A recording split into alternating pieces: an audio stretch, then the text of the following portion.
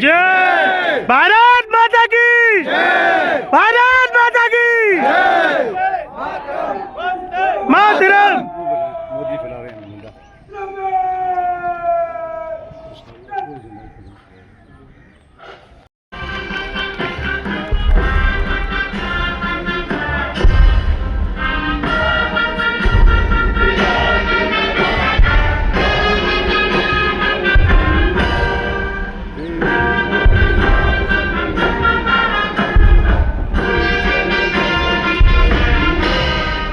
चल रहे हैं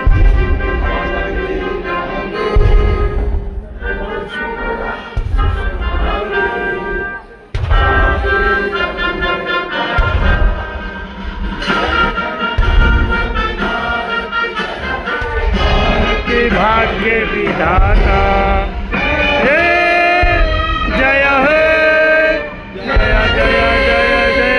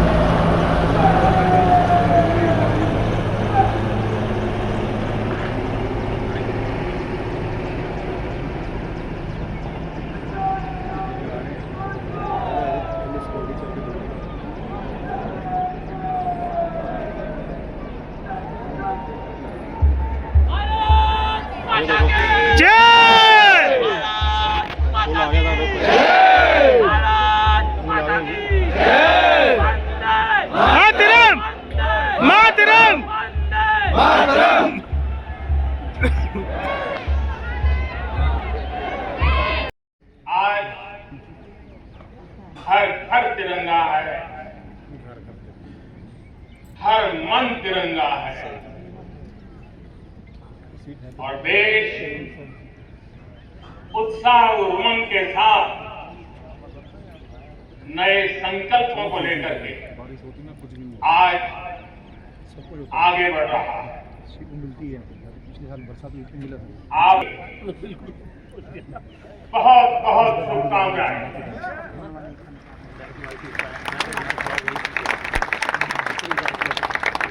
देश आज उन महान सपूतों का पुण्य स्मरण करती है जिन्होंने देश की आजादी के लिए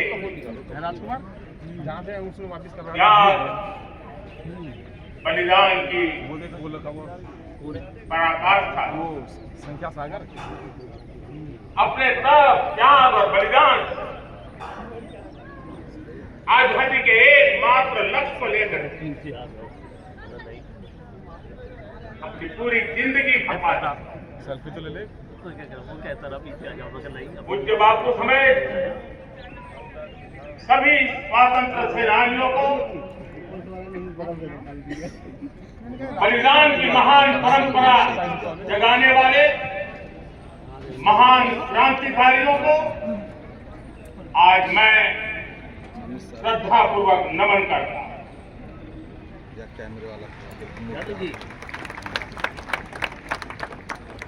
आज जो इस समारोह में उपस्थित है उन सब के लिए आज एक ऐतिहासिक पल की है।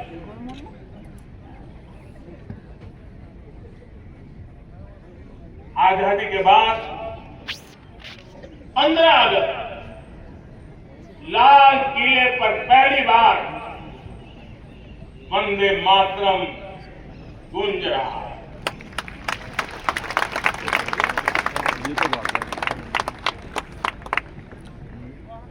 आज जब हम देश के लोग वंदे मातरम के 150 वर्ष मना रहे हैं, इससे बड़ा उत्तम अवसर क्या हो सकता है। मेरे प्यारे देशवासियों, पिछले दिनों देश के कुछ हिस्सों में बाढ़ का प्रकोप रहा, भूस्खलन का प्रकोप रहा, अनेक परिवार प्रभावित हुए। उनके दुख दर्द को हम भली भांति अनुभव करते हैं। पीड़ित परिवारों को मैं विश्वास दिलाता हूं कि हम और पूरा देश उनके साथ खड़े हैं। मेरे प्यारे देशवासियों, कोई भी राष्ट्र तब महान बनता है, तब अपनी सिद्धियों को प्राप्त करता है, जब अपने सपनों, अपने संकल्पों और अपने सामर्थ्य के दम पर आगे बढ़ता है। मेरे देशवासियों, अब छोटे सपनों से चलने वाला नहीं, हमें बड़े सपने, क्योंकि बड़े सपने हमारी सोच को भी विस्तार देते हैं, हमारी सोच की क्षितिज को विस्तृत करते हैं। हमारे संकल्प दृढ़ होने चाहिए। जब संकल्प दृढ़ होता है तो कठिनाइयों से, आपदाओं के बीच से हमारे संकल्प भी ऊंचे होने चाहिए, क्योंकि जब सपने ऊंचे होते हैं, संकल्प ऊंचे होते हैं, तो हमारे सामर्थ्य की ऊंचाई भी बढ़ती है, हमारे प्रयासों की ऊंचाई भी बढ़ती है, और तब जाकर के हम सपनों को साकार करते हैं। मेरे प्यारे देशवासियों, आज भारत ने भी एक बहुत बड़ा सपना देखा, दृढ़ संकल्प के साथ देखा, नई ऊंचाइयों को छूने के लिए देखा। और वो सपना है, जब आजादी के 100 साल होंगे, 2047 में हम विकसित भारत बना के रहेंगे। 140 करोड़ देशवासियों के पुरुषार्थ से इस लक्ष्य को हमें हासिल करना है। और जब दुनिया की सबसे बड़ी आबादी वाला देश विकसित होने का संकल्प लेता है, तो ये दुनिया की नजरों में भी हमारे साहस का परिचायक बन जाता है। दुनिया हमारी तरफ देखने का नजरिया बदलने के लिए मजबूर हो जाती है। मेरे देशवासियों, और मैं ऐसे ही नहीं कह रहा हूं, पिछले 12 वर्ष में देश के कोटि कोटि नागरिकों ने, गरीब हो, पीड़ित हो, वंचित हो, आदिवासी हो, गांव में रहने वाला हो, शहर में रहने वाला हो, गरीब हो, मध्यम वर्ग का हो, युवा हो, बुजुर्ग हो, नारी हो, पुरुष हो, उत्तर हो, दक्षिण हो, पूर्व हो, पश्चिम हो, हर किसी ने पिछले 12 साल में एक संकल्प के साथ, समर्पण के साथ देश को नई ऊंचाइयों पर ले जाने में हर प्रकार से प्रयास किया। मैं उनके इस प्रयासों का आदरपूर्वक स्वीकार करता, और उसी का परिणाम है कि इतने कम समय में 25 करोड़ देशवासी गरीबी को परास्त करके गरीबी से बाहर निकले। इन्हीं देशवासियों का प्रयास का परिणाम है कि हम कभी फ्रेजाइल फाइल में गिरे जाते थे। 12 साल के भीतर भीतर हम एक मेजर इकोनॉमी में फास्टेस्ट ग्रोइंग इकोनॉमी बन गए हैं। साथियों, देश आजाद हुआ, बहुत सारे सपने लेकर के आजाद हुआ, लेकिन हम गति नहीं पकड़ पाए, रफ्तार नहीं पकड़ पाए। होती है, चलती है, अरे हो जाएगा, देखा जाएगा, उसी में खोए। 2014 तक आते आते तो पूरे विश्व ने हमें फ्रेजाइल फाइल के डंप कर दिया।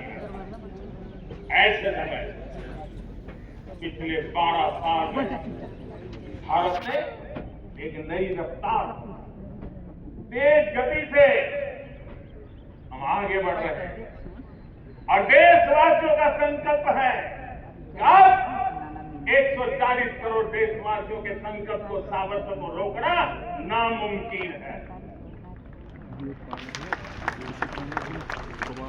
देशवासियों, पिछले 12 वर्षों डिफेंस प्रोडक्शन करीब 4 गुना, खादी और ग्रामोद्योग का उत्पादन करीब 5 गुना हुआ, इलेक्ट्रॉनिक मैन्युफैक्चरिंग करीब 7 गुना बढ़ा, आधुनिक रेलवे कोच का निर्माण 21 गुना बढ़ा, मोबाइल फोन उत्पादन 33 गुना बढ़ा। इतना ही नहीं, आधुनिक युग को देकर के भी डिजिटल और इनोवेशन की दुनिया में भी हमने अपना परचम लहराया। इंटरनेट यूजर, इंटरनेट कंज्यूमर करीब 4 गुना बढ़े, पेटेंट ग्रांट होने की संख्या 4 गुना बढ़ी, डिजिटल ट्रांजैक्शन 100 गुना बढ़े। सामान्य मानवीय की सुविधाओं की तरफ भी हमने उतना ही गंभीरता से काम किया। हर साल औसतन 15 गुना ज्यादा तेजी से हमने नल से जल कनेक्शन दिए। हर साल औसतन 6 गुनी ज्यादा रफ्तार से लोगों को गैस कनेक्शन दिए। हर साल 4 गुनी रफ्तार से गरीबों के लिए टॉयलेट बनाने का काम किया। हर साल 3 गुना ज्यादा तेजी से गरीबों को घर देने का काम किया। देश ने गवर्नेंस में भी बहुत बदलाव है। हजारों की संख्या में कंप्लायंसेस खत्म की, सैकड़ों की तादाद में पुराने कानून खत्म किए। पिछली शताब्दी के कानूनों से 21वीं शताब्दी की मार्च नहीं हो सकती। हमने आधुनिक इंफ्रास्ट्रक्चर के लिए मेट्रो का विस्तार किया, हमने पब्लिक ट्रांसपोर्ट किया। ये सब, ये रफ्तार, ये विस्तार, ये अचीवमेंट आजादी के बाद पहली बार पिछले 1 दशक में देखा। और जब इतनी सारी सिद्धियां हमारे सामने, इतनी तेज गति दिखाई देती है, देशवासियों का सामर्थ्य पल पल प्रकट होता है। अब तो 2047 में विकसित भारत बनने का संकल्प कभी भी अधूरा नहीं रह सकता है। ये सारे आंकड़े इस बात की गवाही देते हैं कि हम आगे बढ़ने वाले हैं, मेरे प्यारे देशवासियों। लेकिन उसके लिए आत्मविश्वास की जरूरत होती है, आत्मगौरव की जरूरत होती है और साथ साथ आत्मनिर्भर भारत होना भी बहुत जरूरी होता है। और इसलिए बीते वर्षों में हमारा कन्विक्शन रहा है कि भारत को हमें अब दूसरे देशों पर निर्भर रह करके नहीं जीना, हमें आत्मनिर्भर बनना चाहिए। दुनिया में वो बड़े मोदी जी बहुत कुछ मिलता है, सस्ता मिलता है, जल्दी मिल सकता है, लेकिन उससे हमारा सामर्थ्य टीवी में वो बड़े न हमारे सामर्थ्य की कसौटी होती है। और इसलिए लिए अपनी क्षमताओं को बढ़ाना है। अपने हितों की सुरक्षा हमें खुद को करनी है और इसलिए आत्मनिर्भर भारत का संकल्प बहुत दृढ़ता के साथ हम लेकर के आगे बढ़ रहे हैं। मेक इन इंडिया, स्वदेशी, वोकल फॉर लोकल, इन सारे क्षेत्रों में आज हर भारतीय का मन जुड़ रहा है। मेरे प्यारे देशवासी, मैं आपको एक उदाहरण देता हूं। देश आजाद होने के बाद विश्व में तो सेमीकंडक्टर की चर्चा होती थी, हमारे यहाँ की बातें होती थी, लेकिन सेमीकंडक्टर का कोई बड़ा काम हम आगे नहीं बढ़ा पाए। और आज स्थिति क्या है? आज की डिजिटल दुनिया में, आज की टेक्नोलॉजी में जीत का महात्म्य हम समझते हैं। कोई भी इलेक्ट्रॉनिक गुड्स होगा, हमारे मेडिकल इक्विपमेंट होंगे, हमारे ट्रांसपोर्ट के रास्ते होंगे, हर किसी में जीत अनिवार्य है और इसे जीत के बिना दुनिया थम जाए की स्थिति पैदा हो। और इसलिए भारत ने आत्मनिर्भर होने की दिशा में अपना सेमीकंडक्टर प्लांट, बड़ा सेमीकंडक्टर प्लांट,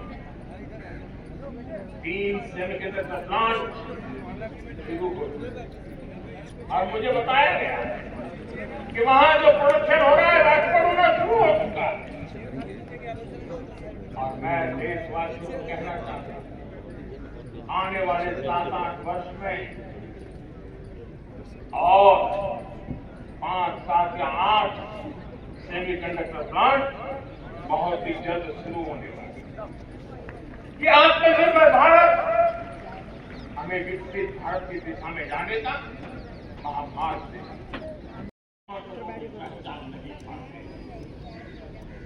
देश को आज कच्चे तेल पर निर्भर रहना पड़ता और हमारी गलत सोच के कारण आप जान के हैरान हो जाएंगे, हमने समुद्री तट पे 99% हमारा समुद्री तट का पूरा हिस्सा ऐसी सोच के कारण नो गो एरिया घोषित करके रखा। हमने ही समंदर के अंदर जाकर के एक्सप्लोरेशन न करने का निर्णय कर लिया। ये सोच का दारिद्र्य था, हमने फैसला किया ये नहीं करना। हमने उस 99% को जो कभी नो गो एरिया हुआ करते थे, हमने उसको गो एहेड एरिया के रूप में खुला कर दिया। और अब हम समुद्र के भीतर भी एक्सप्लोरेशन करने की और नए नए भंडार खोजने की दिशा में हम प्रवृत्त हैं, हम प्रयास कर रहे हैं। हमने पिछले वर्ष उसी दिशा में महत्वपूर्ण कदम रखते हुए समुद्र मंथन की घोषणा की और पिछले दिनों हमने 85,000 करोड़ रुपए इस काम के लिए आवंटित करके काम को गति देने का निर्णय कर लिया है। मेरे प्यारे देशवासी, एनर्जी सिक्योरिटी, इसका मैंने कहा कि हमें ऑल्टरनेट स्रोतों की तरफ भी पूरी शक्ति लगाना बहुत जरूरी है और इसलिए ऊर्जा का सही इस्तेमाल बढ़ाते हुए भारत इसी दिशा में आज तेजी से काम कर रहा है। 2014 से पहले, मतलब आज से 12 साल पहले हमारे देश में सिर्फ 70 शहरों में पाइप से गैस की व्यवस्था थी, पाइप से गैस डिस्ट्रीब्यूशन। 12 साल में इन 70 शहरों को हमने 700 शहरों तक पहुंचा दिया। ये होती है रफ्तार, ये होता है विस्तार। 2014 के पहले मुश्किल से 30-22 लाख घरों में पाइप से गैस पहुंचता था। आज 1.25 करोड़ घरों में पाइप से गैस पहुंचाने का काम हो रहा है। 12 वर्ष पहले देश में सोलर एनर्जी की कैपेसिटी सिर्फ 2 गीगावाट। आज 160 गीगावाट हमने प्राप्त किया है। मेरे प्यारे देशवासियों, मैं एक और जानकारी देता हूं। हमने इसका लाभ देश के मध्यम वर्ग को, सामान्य परिवार को मिले, इस तरफ भी उतना ही ध्यान दिया। हमने पीएम सूर्योदय मुफ्त बिजली योजना चालू की और आज मुझे संतोष है कि इतने कम समय में 50 लाख घरों का सोलर एनर्जी का काम हम आंकड़ा पार हो चुके हैं। तेजी से चल रहा है। आज के कारण हजारों घरों का बिजली बिल 0 हो गया है। हजारों घर अपनी बिजली का उपयोग करने से अतिरिक्त बिजली आज बेच करके कमाई कर रहे हैं। हर परिवार को हम इस काम के लिए 80,000 रुपया सरकार की तरफ से एक परिवार को मदद दी जा रही है। तब जाकर के हम इस काम को पूरा कर सकते हैं। मेरे प्यारे देशवासियों, आपको जानकर के हैरानी होगी, ये जो हमारी रेलवे है उसका इलेक्ट्रिफिकेशन का काम हमारे देश में 1925 में शुरू हुआ।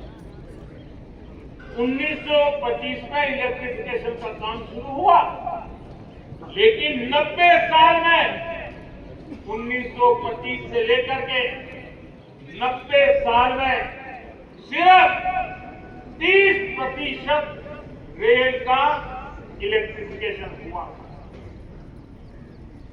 यानी 90 साल में 30%। हमारी रफ्तार देखिए, लक्ष्य को पाने के लिए हमारी दौड़ देख लीजिए। हमने एक दशक के अंदर 100% काम पूरा कर दिया। 10 साल में 70%। ये होता है काम।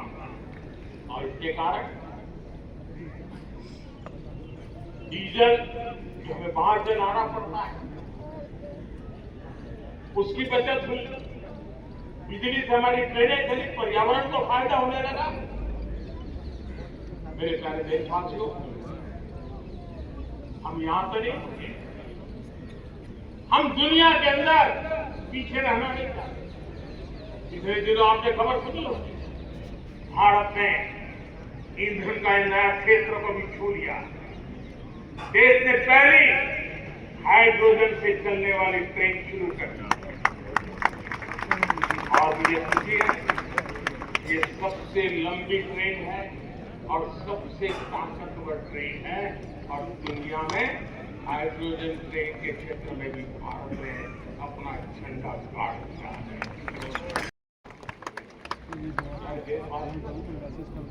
पिछले 10-12 साल हम लगातार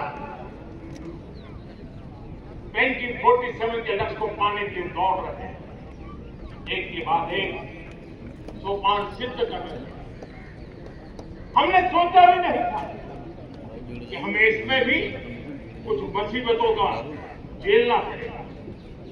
पिछले 10-12 वर्ष युद्ध की विदिशा की निकलने का है इधर से खबरें आने लगी। यूक्रेन, पश्चिम एशिया, हर जगह पे तनाव का माहौल। और पता नहीं भविष्य वेत्ताओं ने तो न जाने क्या क्या घोषणाएं कर दी थी। देश को डराना, देश को भयभीत रखना, देश को चिंतित रखना, इसी में कुछ लोगों को आनंद आता है। वैक्सीन नहीं मिलेगी, कोविड में लोग बचेंगे नहीं, कुछ भी नहीं होने वाला। वेस्ट एशिया का क्राइसिस आया, पेट्रोल पंप पे पेट्रोल नहीं मिलेगा, गैस नहीं मिलेगा, डीजल नहीं मिलेगा, फर्टिलाइजर नहीं मिलेगा। सारी दुनिया भर के अफवाहें फैला दी। भारत के लोगों को भयभीत करने का, डराने का, चिंता के अंदर डुबो देने का, कुछ लोगों को आनंद आ रहा है।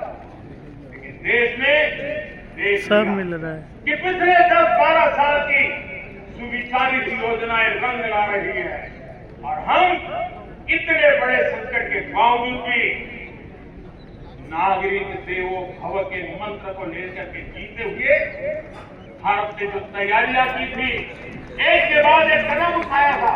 सोचा नहीं था ये संकट आएगा, लेकिन इस संकट के समय में ये सारी चीजें काम आ गई और आज देश में गैस भी है, पेट्रोल भी है, यूरिया भी है। हम अपनी ताकत के ऊपर खड़े हो रहे, कम रहे। मेरे प्यारे देशवासी, दुनिया के इन संकटों का प्रभाव हर किसी पर हुआ, हम भी ऐसे। यूरिया के दाम दुनिया में 3000 रुपये पहुंच गए एक बोरी का। आज भी हम मेरे देश के किसानों को वो बोझ सहने के लिए मजबूर नहीं कर रहे। सरकार अपने कंधों पर वो बोझ उठा रहा है। अब दुनिया से जब 3000 रुपया में यूरिया का बोरा हमें मिलता है, तो हमारे किसानों को 300 रुपये में दे पाते हैं। इतना ही नहीं, डीएपी आज दुनिया में बाजार 5000 पहुंच चुका है। लेकिन मेरे देश के किसानों को दिक्कत ना हो, इसलिए 1350 रुपये में आज भी डीएपी देने का काम हम कर रहे हैं। मेरे प्यारे देशवासियों, एक समय था जब मैं आत्मनिर्भरता की बात कर रहा था, तो कुछ लोग एजुकेशन जंपर में बैठ करके सोचने वाले लोग हमें बता रहे थे ग्लोबलाइजेशन का क्या है। लेकिन दुनिया देख रही है पिछले एक दशक में ऐसा लग रहा है कि दुनिया ने ग्लोबलाइजेशन बोलना ही बंद कर दिया। जहां से ग्लोबलाइजेशन की आवाज आती थी वो बंद सुनाई नहीं देती। दुनिया का हर देश अपनी अपनी संभालों के मिजाज की तरफ गया। लेकिन दुर्भाग्य से इस संकट के कालखंड में कुछ लोगों ने अपना रुतबा दिखाने के लिए संसाधनों को वेपनाइज करने का खेल खेला। दुनिया अपने पास जो कुछ भी है उसको वेपनाइज करने में लगी है। संसाधनों का वेपनाइज, रिसोर्स का वेपनाइज, पेट्रोल, डीजल, फर्टिलाइजर, दवाइयां, टेक्नोलॉजी की चीज, इतना ही नहीं, भूभाग को भी वेपनाइज किया जा रहा है। और ऐसे समय अगर हम आत्मनिर्भर के मंत्र को लेकर 10 साल सही दिशा में न चले होते, तो हम कल स्वीकार कर सकते हैं कि ऐसी चुनौतियों का मजबूती से मुकाबला कैसे करते हैं। और हमारी तैयारियां निरंतर बढ़ती जा रही है। मेरे प्यारे देशवासी, आज भारत का प्रोफाइल पूरी तरह बढ़ रहा है। आज भारत दुनिया के लिए एक स्वीकृत और सम्मानीय देश के रूप में बन रहा है। भारत के पास स्थिर पॉलिटिकल मैंडेट, स्थिर सरकार, भारत का वाइब्रेंट लोकतंत्र, भारत का मजबूत न्यायतंत्र और हम सबको दिशा देने वाला भारत का संविधान है। और अब दुनिया हमारे सामर्थ्य को पहचानने लगी है। और इसलिए 2014 के बाद दुनिया के करीब 40 देशों के साथ हमारा FTA एग्रीमेंट हुआ। अब देखिए कितना बड़ा अवसर आया है। लेकिन मैं ये जो ट्रेड एग्रीमेंट हुए, ये बहुत बड़ा अवसर, और इसलिए खास करके मैं मेरे MSMEs को कहना चाहूंगा कि हमें इस मौके को छोड़ना नहीं है। दुनिया में हमें पहुंचना है। भारत के उत्पाद की हर चीज विश्व के बाजार में पहुंचे और हमारा टेक्सटाइल हो, हमारी मशीनरी हो, हमें दवाइयां हो, हमें मौका छोड़ना नहीं है। लेकिन वैश्विक जो पैरामीटर है, उस पैरामीटर को हमें पार करना है। हमें दुनिया से जो मिलता है उसे अच्छा देना पड़ेगा, दुनिया में जो मिलता है उसे सस्ता देना पड़ेगा। और पंजाब के लुधियाना से लेकर के तमिलनाडु के तिरुपुर तक हमारा टेक्सटाइल सेक्टर दुनिया में पहुंच सकता है। इतना ही नहीं, केरल से लेकर के गुजरात और तमिलनाडु से लेकर के बंगाल, ये हमारा समुद्री तट, हमारे मछुआरे भाई बहन आज इस एफटीए के कारण हमारे स्वीट यानी झींगा उसके एक्सपोर्ट की बहुत संभावना बनी, हमारे सी फूड की दुनिया में पहुंच बनने की संभावना पड़ी हुई है। और इसलिए मैं चाहूंगा हम इस परिस्थिति का फायदा उठाते हुए, हम आगे चलते हुए हम इन कामों को पार करने के प्रयास करें। मेरे प्यारे देशवासियों, मैंने जो भूमिका आपके सामने रखी है उसके पीछे 2047 का लक्ष्य इन मजबूत नींव पर खड़ा है। 2047 विकसित भारत का लक्ष्य हमने पिछले 10-12 साल में देशवासियों ने जो सामर्थ्य दिखाया है उस सामर्थ्य का हिस्सा है। और इसलिए मेरे प्यारे भाइयों बहनों, सदी का 1/4 हिस्सा क्वांटम का, स्पेस का, रोबोटिक्स का, डेटा सेंटर्स का पूरी तरह एक नया क्षेत्र बन चुका है। और इमर्जिंग टेक्नोलॉजी ये भी हर पल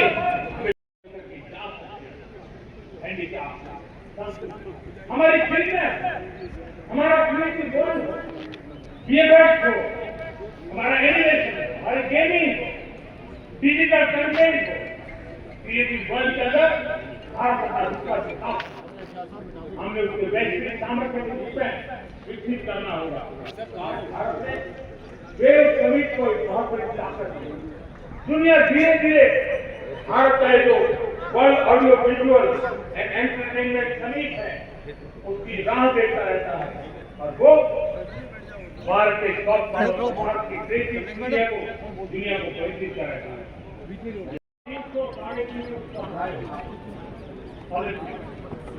और आपको जानकर के खुश होगा। मैं देखता हूँ मेरे नौजवान, मैं आपको दोनों की देखता हूँ, मैं आह्वान करता हूँ, मैं आपकी मदद चाहता हूँ। 350 जितने स्पर्धाओं में भारत 2/3 खेलों में कहीं होता ही नहीं, हमारी मौजूदगी नहीं, हम क्वालिफाई नहीं होते। हमने तय किया है कि 2036 में जो ओलंपिक होगा, चाहते हैं वो भारत में हो, लेकिन 2036 में जिन विधाओं में आज भारत खेलता नहीं, जिन विधाओं में भारत क्वालिफाई नहीं करता, जिन स्पर्धाओं में भारत से छोड़ कर रखा है, 3/4 हिस्सा में इंतजार कर रहा है। भारत उसका बल देगा और उसके लिए हम टैलेंट हट का एक अभियान भी चला। हमें 2025 के लिए पूरा चाहिए। आज जो 5 साल 10 साल 15 सालों के नौजवान बेटे हैं उनके तरफ ध्यान देना होगा, बेटियों पर ध्यान देना होगा। और इसलिए 5 से 15 उम्र के बच्चों में खेल प्रतिभा ढूंढने के लिए गांव-गांव, शहर-शहर, स्कूल एक टैलेंट का अभियान चलाया जाएगा। बच्चों की प्रतिभा को देखा जाएगा।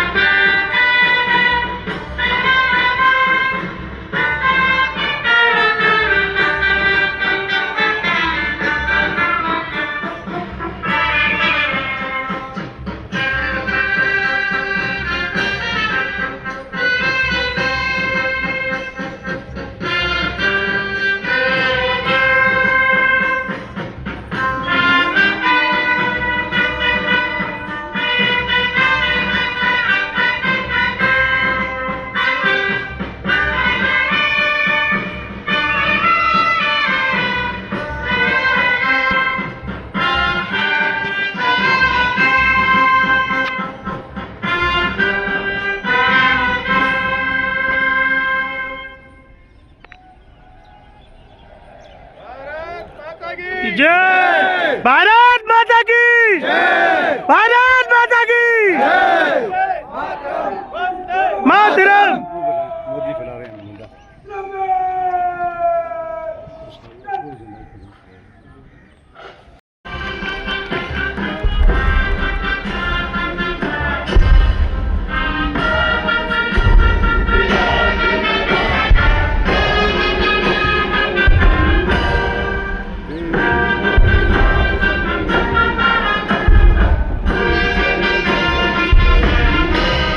तोप चल रहे हैं।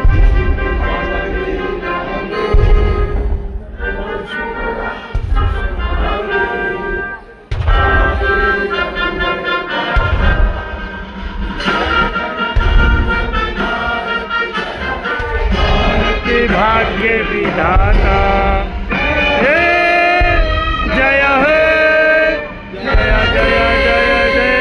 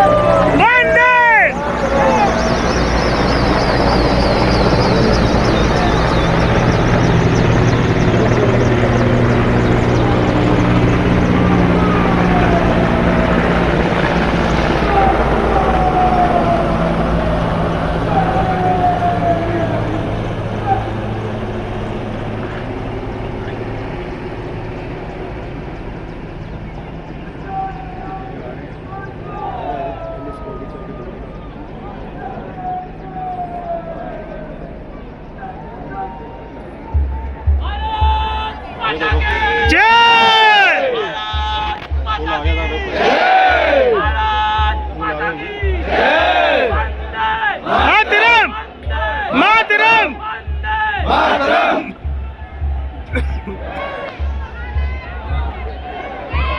की वंदे वंदे वंदे भारत माता की वंदे जय जय श्री राम।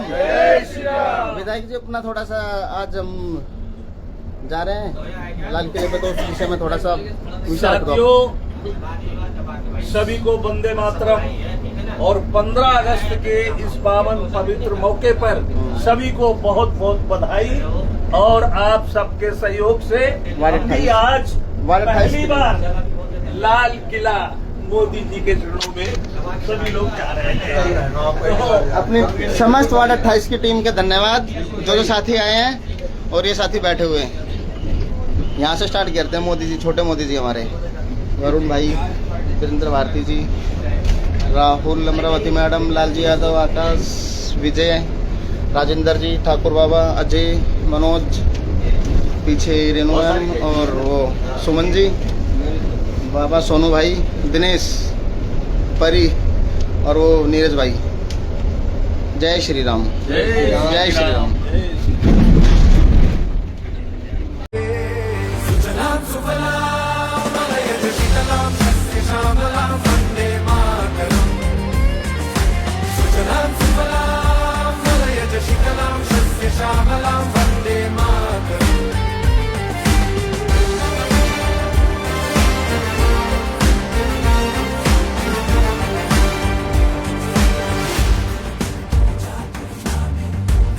ज़मीन आसमानों में ना ही मुमकिन है दो जहानों में, जज्बे इरादे और ये जुनून बनते हैं दिल के कारखानों में। की वंदे वंदे वंदे भारत माता की वंदे जय जय श्री राम।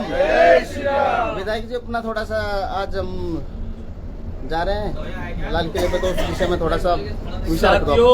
साथियों, सभी को वंदे मातरम और 15 अगस्त के इस पावन पवित्र मौके पर सभी को बहुत बहुत बधाई।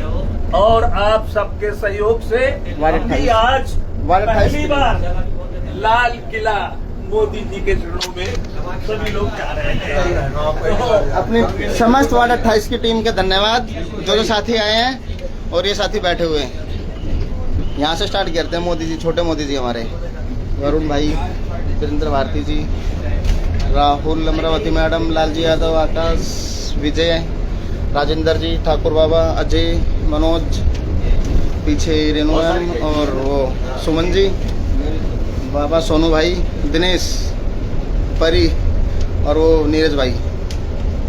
जय श्री राम। जय श्री राम।